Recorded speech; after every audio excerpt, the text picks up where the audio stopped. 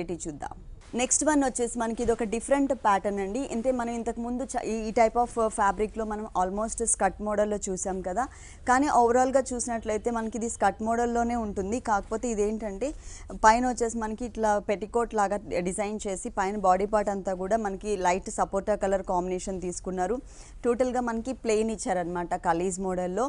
ఇది కింద దామన్ పార్ట్లో అంటే స్కర్ట్ వేసుకున్నప్పుడు మనకి కింద బోర్డర్ ఏదైతే కనిపిస్తుందో ఆ పార్ట్ అంతా కూడా మనకి రియల్ మిర్రర్ కాకుండా మనకి పేపర్ మిర్రర్తో చక్కగా ఒక 5-6 లైన్స్ పైననే మనకు వచ్చే విధంగా డిజైన్ చేశారు. ఇది వచ్చేసి మనకి లోపల పెట్టికోట్ మోడల్లో ఉన్నటువంటి స్కర్ట్ పార్ట్ అండి. ఇది వచ్చేసి పైన టాప్ పార్ట్ అండి. మొత్తం కూడా ఆరెంజ్ కలర్ కాంబినేషన్తో కాలర్ నెక్తో ఇచ్చారనమాట. ఇదంతా కూడా మనకి రియల్ మిర్రర్స్ యూస్ చేశారు. ఇక్కడ వచ్చేసరికి కొంచెం బంజారా మిర్రర్స్ రౌండ్ సర్కిల్స్లో తీసుకున్నారు. తర్వాత స్క్వేర్ టైప్లో అక్కడక్కడ మనకి మోతీ వర్క్ కూడా యాడ్ చేశారు. గోల్డ్ కలర్ బాల్స్ ఇచ్చారనమాట. ఇది ఫ్రంట్ మనకి నెక్ పార్ట్ ఎలా అయితే వచ్చిందో బ్యాక్ సైడ్ కూడా మనకి సేమ్ ఇచ్చేసారు. కాలర్ నెక్ మోడల్లో ఉంటుందన్నమాట.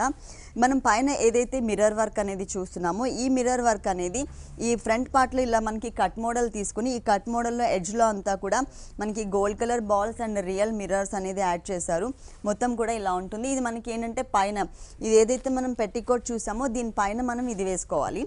మనకి ఇలా ఇచ్చారనమాట. చుడీ ప్యాంట్ ఇచ్చారు. అంటే లోపల స్కర్ట్ కలర్ ఏదైతే ఉందో అదే కలర్ కాంబినేషన్తో చుడీ ప్యాంట్ ఇచ్చారు.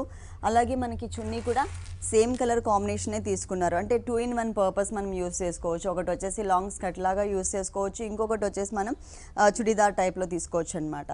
ఈ డ్రెస్ కాస్ట్ వచ్చేసి 3675